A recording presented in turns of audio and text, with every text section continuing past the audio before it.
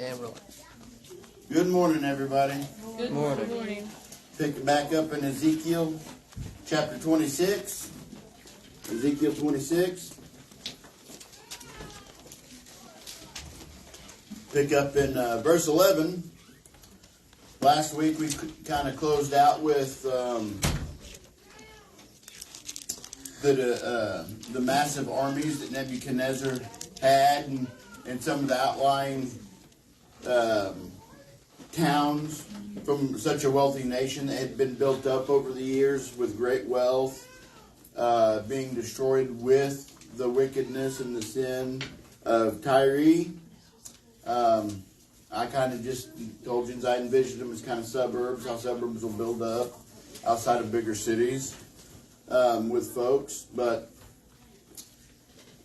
getting into this, picking up in verse 11 here, it says, "With the hoofs of his horses shall he tread down all thy streets. He shall slay thy people by the sword, and thy strong garrisons shall go down to the ground." So just like in Jerusalem, I mean, Nebuchadnezzar, he broke through the walls. He burned everything to the ground. He destroyed everything. This is the same thing Tyre is going to experience. Again, they were responsible largely for the wickedness and the corruption. Yes, those in Judah and those in Jerusalem were seeking it and willingly brought it in. But here's a nation that once you would have said was a friend to King David, now despises them. They found joy. We covered that in the beginning of this chapter. They found joy at their destruction. They found joy. Am I echoing? I feel like I'm echoing. They found joy at the total destruction and all the death that they witnessed. And that same witness that they found joy in, they were now going to be finding themselves part of. We know from the last verse in this that the armies were going to be so massive. The armies were going to be just great, and we'll cover this again here in a bit. But that they were going to be so massive, and we can read this same army that's going through this. We've read in great detail in the past that the ground will. You could feel the vibration from the marching of the horses and chariots and soldiers that are going to be consuming this city and tearing it all to the ground. And just to get into all this, this is just all completely pointless destruction. All these people that are going to die, that are going to be losing their life, is just because they became so hard-hearted, even towards another group of people, that they were happy at their total destruction and all the death. They were happy to see them go into bondage and slavery. And many of them die. Women and children didn't bother them one bit. They were happy to get them out of the way. But the armies of Nebuchadnezzar were going to be so massive that the strong garrisons that were put there, that were meant to protect Tyre, that were supposed to keep the people safe, to bring a fear and make other armies feel like they couldn't break down the walls, let alone penetrate inside the city, to bring this death and destruction and to them, that they were no match for them. That they fell down. That they were weak. They were wiped out. They were destroyed. They stood no chance. Now they stood no chance because of the size of the army, but they also stood no chance because God said that He was going to bring destruction upon them, and that they weren't going to be built as a nation again. And we'll be getting that in these next verses in a little more detail. But when God says something, He means it, and we'll cover this in this next section. Picking up 12, it says, "And they shall make a spoil of thy riches, and make a prey of thy merchandise, and they shall break down thy walls, and destroy thy pleasant houses, and they shall lay thy stones and thy timber and thy dust in the midst of the water. And I will cause the noise of thy songs to cease, and the sound of thy harp shall be no more heard. And I will make thee like the top of a rock. Thou shalt be a place to spread nets upon. Thou shalt be built no more. For I, the Lord, have spoken it, saith the Lord God. So they're not going to be built no more. We've seen this before. But this is kind of what I was covering a little bit last week. This is where we see a change. A change from dealing with Nebuchadnezzar directly to dealing with future prophecy. Now, I read a bunch of commentary on this and several different people and some sources that I wouldn't trust, just to kind of get perspective on this section, because I didn't want to just assume. I want to make sure that what I was reading was accurate in the way I was understanding it, based on just reading a little bit of commentary. But you could say this is dealing with how massive the army is, and there were many cities that were conquered, and a lot of different people that were conquered by Nebuchadnezzar up to this point, that he had military control over, and you could say this is dealing with them directly, but here's where we a few points I want us to get from this is when God says something, He means it. Now I understand Nineveh; he repented of the destruction he was bringing with them, but here's where we see a key difference with Nineveh. From the least to the greatest of them put on sackcloth and ash and repented and sought forgiveness from God. So God spared them their destruction, at least for a time, because later on Nineveh was destroyed. But here's where we see the key difference is these nations didn't have any care in the world of who God was, so long as Tyre was enjoying the fact that their God destroyed his own people, but they had no fear of him and no worry about their destruction from this same God. They didn't fear him like they did back in King David's day. They had no respect for him like the people had for Solomon. They didn't care, even though Solomon and them didn't get as long as well as his dad. But when we look at this, we see a people that don't care versus a people. So when God says something is going to happen, when he says that he's going to destroy them, he means it. And when he says they're not going to be built anymore, he means it 100%. There is no gray area. There is no if they move locations, because we'll see they did move a little bit when they came out of the captivity. But unlike Nineveh, where God spared them, Tyre, they couldn't have cared less. So God made it clear that they would never be built as a nation.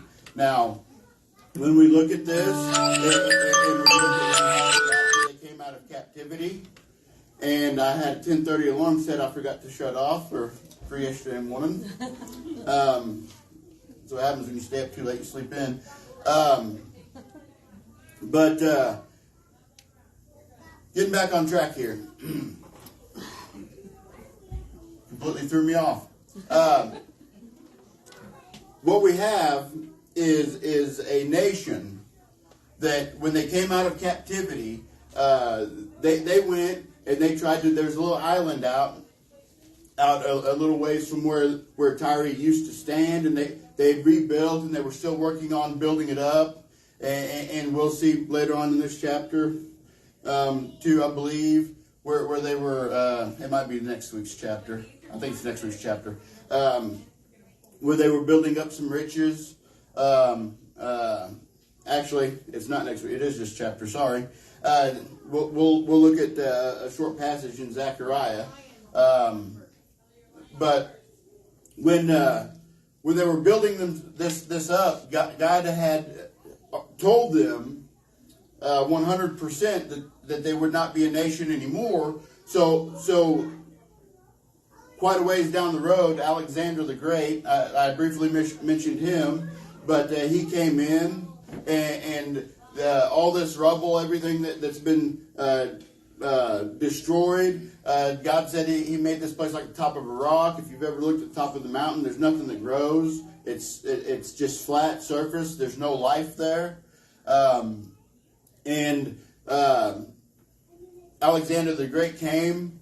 He built a bridge over across the way, and he went in and he completely wiped out, fulfilling. So we can see the prophecy laid out, that there's a specific reason why it goes. It switches right here, and there's nothing wrong with looking at it and taking it for exactly what it says. But two things can be true at once. Yes, Nebuchadnezzar had this massive army, and it switches to they, because all these armies are coming in and completely engulfing and destroying Tyre. But we can also look and see what history shows us, and we can see that the Tyre, these people came out and they started to build up again, and God sent Alexander the Great in, and he built a bridge over to him so he could get to him, and he completely destroyed them and burned everything to the ground and turned it into nothing but a bunch of ruins again.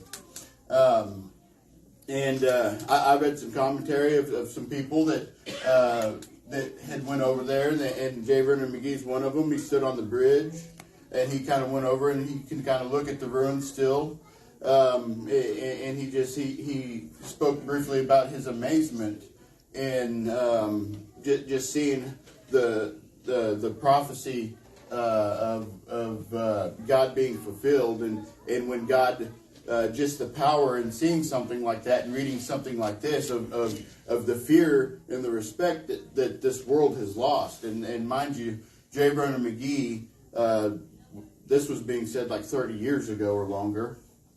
And I'm starting to notice that the more and more older preaching I watch, I'm starting to notice that those preachers and those men back then were really concerned with how wicked our nation was getting. And now today, I wish we could go back to that, where there was a lot more righteous people in this nation, a lot more people that feared this book. Definitely a lot less perverts out there. Amen.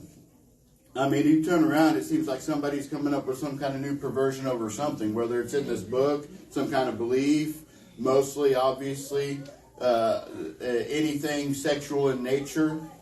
I'll never forget the day that I kind of chuckled in my head a little bit when the first time I heard Shane talk about this trying to normalize pedophilia. I thought that's never coming to the United States. Lo and behold, here we have groups of people. It started out overseas, and it's infected the United States, and just these perversions where Satan's trying to use them to get us off this term pedophile. Start calling them minor attracted persons. And I'm mind blowing. It blows my mind how far people will go to justify their desire for wicked, sick, gross, nasty things. Yeah, he absolutely is. Hey, anybody that listened to Craig Blind's message the other day, he said, in less than 100 years, this place ain't going to be spinning no more, at least not with the church in it. Now, some people say, well, no, you can't possibly know that. I used to be one of them. But you ain't going to know the day or the hour, but you can pinpoint the time based on what this book says. I can tell you, yep. you can learn a new perspective. You can see the advancement in technology just in my lifetime, let alone, somebody like Gary or Skunk's lifetime, how much things have changed. And I was thinking about it the other day, how things have changed. Can you imagine being born at 1899, 1900, 1910, and living up into the 70s and 80s? I can imagine why all them preachers preached the way they did in the 70s and 80s. because they saw the technology grow, they saw the wickedness grow, they saw the evil flooding into this nation, especially by the time the late 80s were getting here, and the whore of Babylon was really corrupting this nation and tearing it down with their gross plans of read the secret history of the Jesuits, or as Alberto Ferril. Alberto Ferril is a very short, very easy read that'll give you a lot of perspective on exactly what the Catholic Church has done. But it all comes back to history repeating itself. And I said all that to I get back on track here. But I want us to look at what God said. When He says He's going to do something, He does it.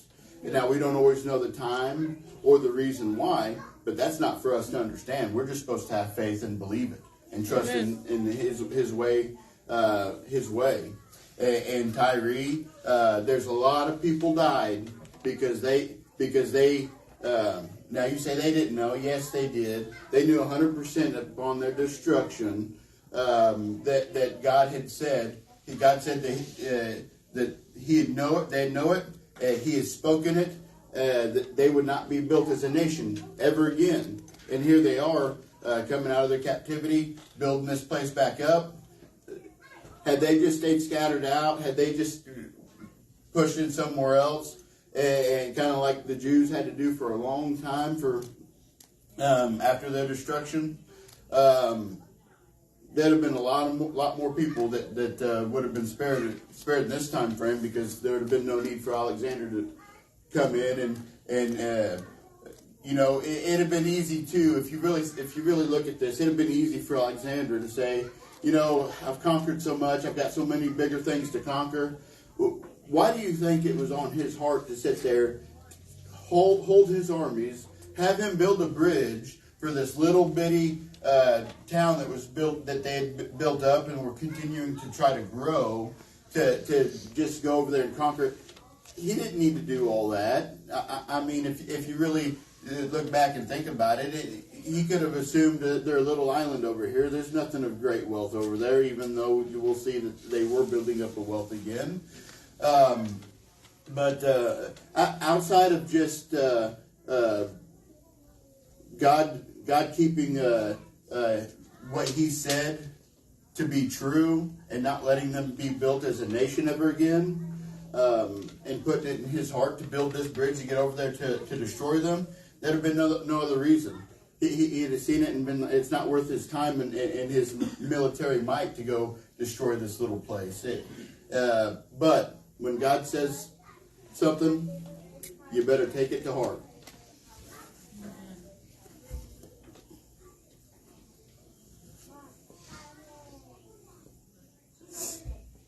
In Zechariah 9, we won't turn there for the sake of a little bit of time. But if you remember Zechariah 9, chapter 9, verses 3 and 4, that'll give you a little more perspective on Tyree. It's not a very big section, but they weren't going to be built again as a nation. Moving along in 15, somebody, my phone's getting used to somebody when it's getting close to about 10 till, let me know. In 16 it says, "Then all the princes of the sea shall come down from their thrones and lay away their robes and put off their bordered garments. They shall clothe themselves with trembling. They shall sit upon the ground and shall tremble at every moment and be astonished at thee." So you have all the wealthiest of this nation coming down, instead of saying all of our wealth is gone, everybody's dead. What can we do to be thankful, or who is this God that we forgot about, that we spit in the face of, that we laughed at when He destroyed His people? No, just like any wealthy person, any person of any authority, it kind of reminded me of learning in school about the Great Depression and all these wealthy people that when Wall Street fell, They had rather committed suicide because they lost everything they had, their millions and of dollars and their positions of authority. That it didn't matter when there was nothing to stand on. The economy was garbage. But instead of looking towards the future, obviously, and many of them did kill themselves because they couldn't bear the thought of continuing on. They could have looked back into this, and then they could have seen, well, at least there was hope to rebuild. But that's how bad of a situation that these men of authority and great wealth, this is what they had to look forward to, was nothing ever again but poverty and bondage and being taken into captivity. It's not like in Judah, where God destroyed Judah and was sparing Jerusalem for a time, and Nebuchadnezzar put some different kings in authority over Jerusalem, and those that remained, very few in the outskirts outside those walls. There was nothing left to look forward to. Everything was gone. Nebuchadnezzar, like anywhere else he'd conquered before, would have he made the whole place a spoil. He took all their riches, all their wealth with him. Any of their valuables, it wasn't theirs no more. It was Nebuchadnezzar's.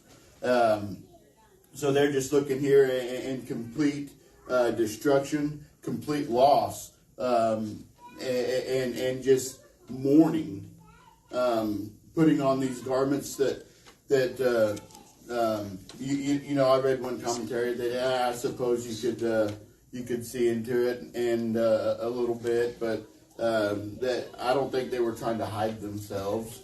It just goes back to the customs of these times were when you were mourning, you didn't wear your nice garments, your emblems to show your authority or what type of wealth you had. You put on, I guess, what we would say as commoner clothes or a poor person's type of clothes, and you would sit there and you'd feel sorry for yourself, basically, which is exactly what they were doing. They lost everything because they thought it was funny that the God of Israel wiped out his people for the sin and the filth and the false gods and the false idols. Mind you, the false idols that Tyre worshipped, the false gods that they worshipped, that spilled over and perverted Judah. If we remember reading back several chapters, that found their way into God's temple. And they were given reverence and worshiping them more than they were God. God was an afterthought at this point. And this is the same God that's coming through and wiping them out. If God's going to make anything come to fruition, to make sure that anything like this doesn't happen again, as he said in this capacity, he's wiping all of them out with it. He's tired of nations like this perverting his people, and because he was tired of it, he went through and he wiped out. He used Nebuchadnezzar to wipe out the whole area. If we remember back in Jeremiah, Nebuchadnezzar did a lot more conquering and made it light work, and it wasn't like his people where they were given additional opportunity. They were destroyed. They were brought down to nothing. There was no additional chances. Like Jerusalem was given opportunity after opportunity, and it continued to want to seek after their perversion and their sins and worship these false gods, and they would think that they would go up in the mountains and keep it secret and hide it. You can't hide nothing from God. You can be sitting in here today and be hiding something from every one of us, and you may do it your whole life, but you ain't hiding it in God when you sit at the throne of judgment. All right. If that's any of us, one I pray it be at the judgment seat of Christ you answer for and let it, instead of being deceived and finding yourself answering for it at the great white throne. That ain't a judgment anybody should desire to be at. It's not a judgment we should desire anybody to be at. which is really why we should strive to share with. I say one person a day. You got to start somewhere. One person a day, complete stranger. Hey, you might get cussed out, yelled at, maybe get spit at, or what have you. But you might not.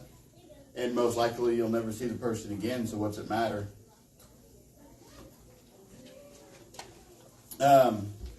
Moving along in 17.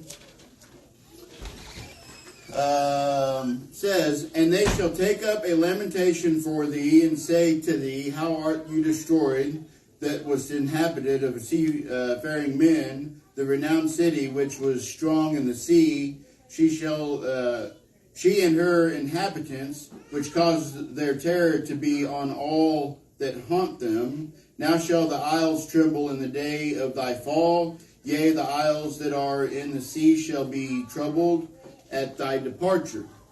So again, we'll get into this in a second, but I just want to say this first.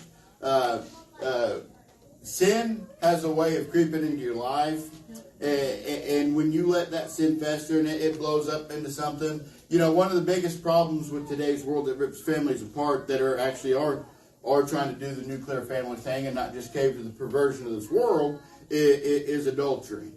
And let me tell you, I know I talked about this a little bit at the end of last week, but Satan has it out to destroy the family, because if he can destroy the family, he can destroy the kids. And like I said, I understand 100%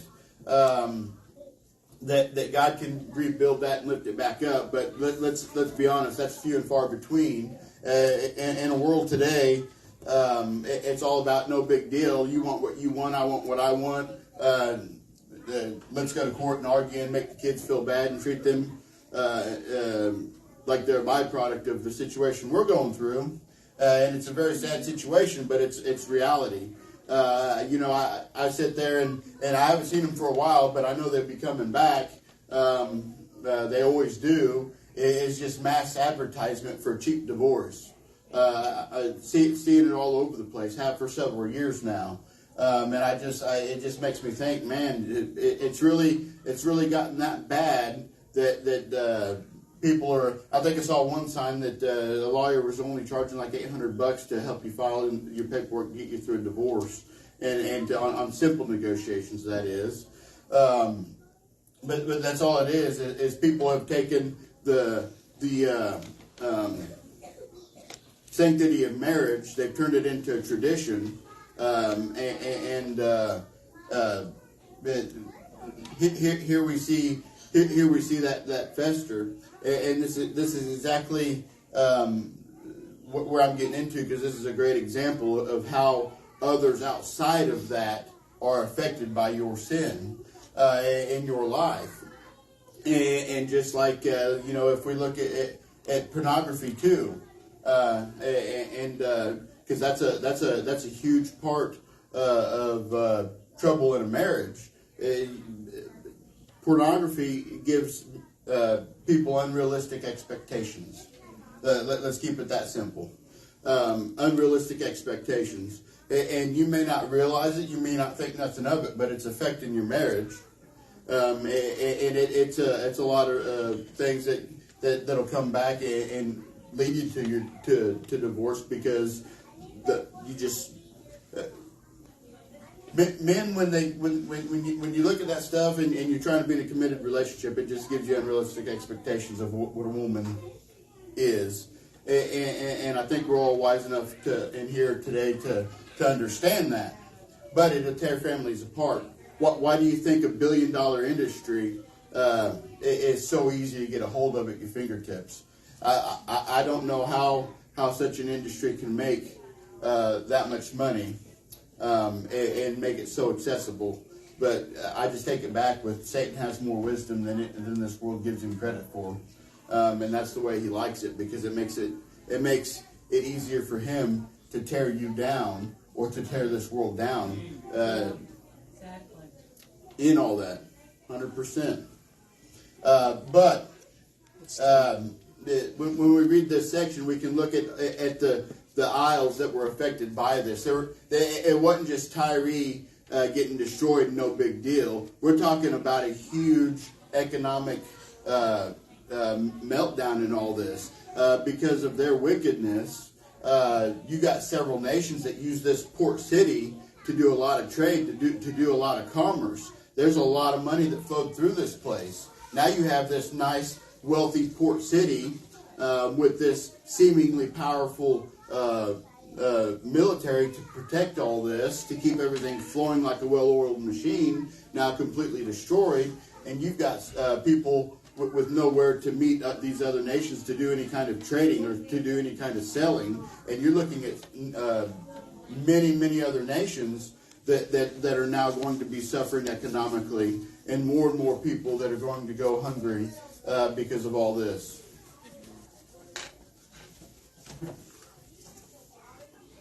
Well, okay.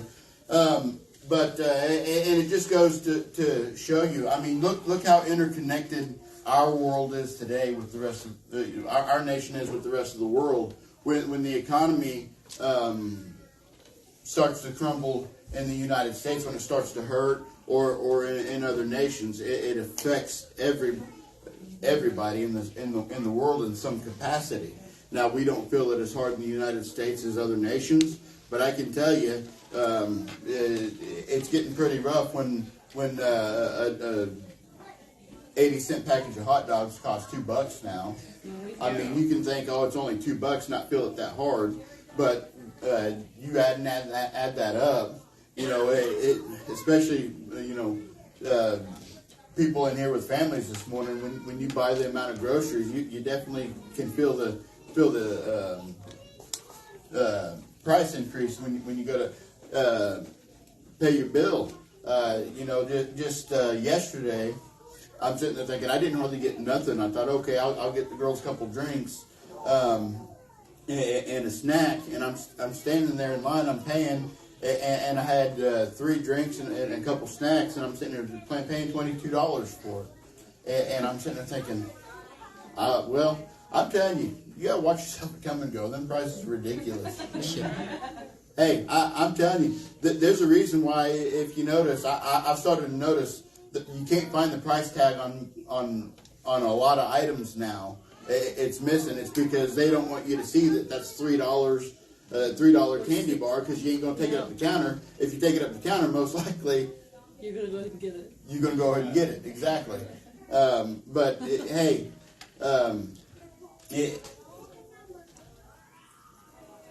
My point, I'll finish with this, and we'll probably finish this chapter next week and get into 17. But when God says He's going to do something, He's going to do it. And if we have anything in our lives, and we still serve the same God that wiped out Tyree, that made them like the top of a rock, total desolation and destruction. It's better for us to fear that God and have a respect for Him, that this world is lost. And I know we get a lot of flack for being King James only, but it's because this message hasn't changed in over 400 years. It's been the same message. No revisions have been needed. It's the same God that gave us His word, that is 75% negative things happening in it, things that He's warned us against, and to show us a picture of how to have a successful nation. Hey, you want to have a successful nation? Do the opposite of what we've been reading for over a year now. Serve Him. You're going to be a successful nation. We're going to be a successful people. But none of that's possible without God leading our nation. And so many of these other versions, I'll end with this, so many of these other versions out here in the world today, they don't want nothing to do with that. They just want to preach about a false Jesus that's nothing but love, that won't send you to hell. I don't know that Jesus. I don't serve that Jesus. Yep. I serve a Jesus that wants you to choose Him, but deny Him, and He'll have you bound hand and foot, and He'll have you cast out into darkness and the lake of fire one day. Anybody have any quick additional thoughts or anything? Stretch our legs. We'll finish up next week.